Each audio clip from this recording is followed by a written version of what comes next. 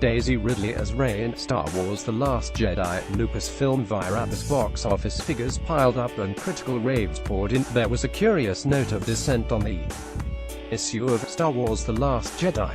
While the film clocked a 93% fresh rating from critics on Rotten Tomatoes and an 86 on Metacritic, audience scores were sharply negative. Only 54% of audience members gave the film a thumbs up on Rotten Tomatoes. Metacritic's audience score is even uglier as I write this. Its score is a 4.8, with more than 1,600 negative ratings to go, with more than 1,400 positive ratings and almost 500 mixed ratings. I wouldn't say this sort of disjunction is unprecedented, but it is certainly unusual. Typically, critics are harsher on a franchise feature than audiences. Consider, for instance, critics' 40% fresh rating for Justice League, compared to its 79% fresh rating from audiences on Rotten Tomatoes, or Metacritic's 39 for Pirates of the Caribbean, compared to the 6.2 that audiences gave Johnny Depp's fifth turn as Jack Sparrow. So when we see audience dissatisfaction outpace critical angst, it is noteworthy. Those who didn't particularly care for the film, including yours truly, highlighted this break as a sign that audiences weren't quite as enamored of the film as critics were. As more reputable polling services weighed in, however, it was clear that something was off. Deadline reported that ComScore audiences weighed in at 89% positive, and CinemaScore polling gave the film an A, and, sure enough, the alt-right has claimed credit for dragging the score downward. What gives? Well, in one way, it's simple. ComScore and CinemaScore poll audiences who have seen the film, while Rotten Tomatoes and Metacritic don't.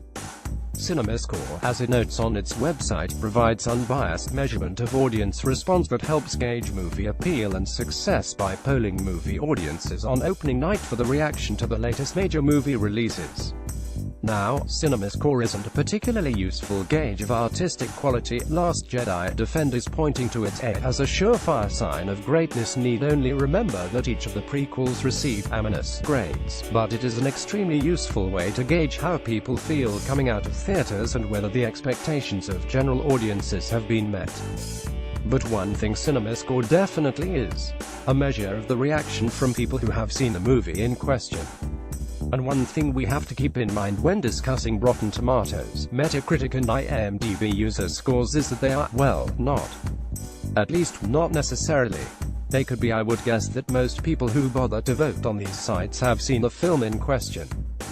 But, like any internet poll, they are subject to all manner of shenanigans. Angry fanboys can manipulate the scores by engineering downvote campaigns on social media sites such as Reddit, 4chan and Facebook.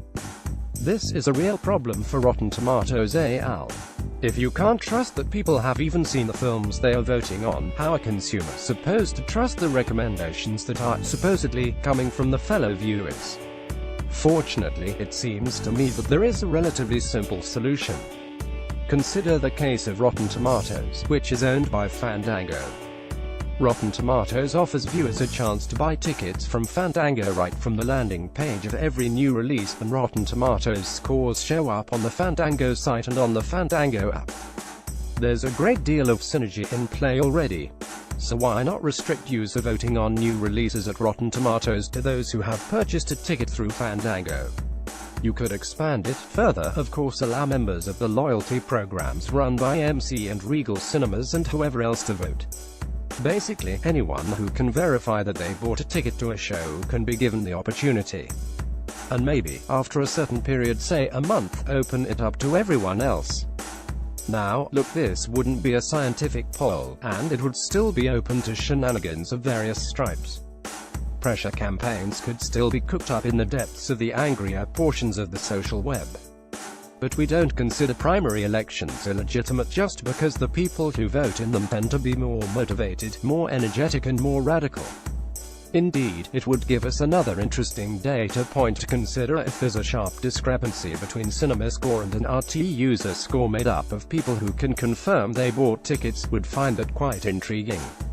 Intensity of feeling is always something worth measuring.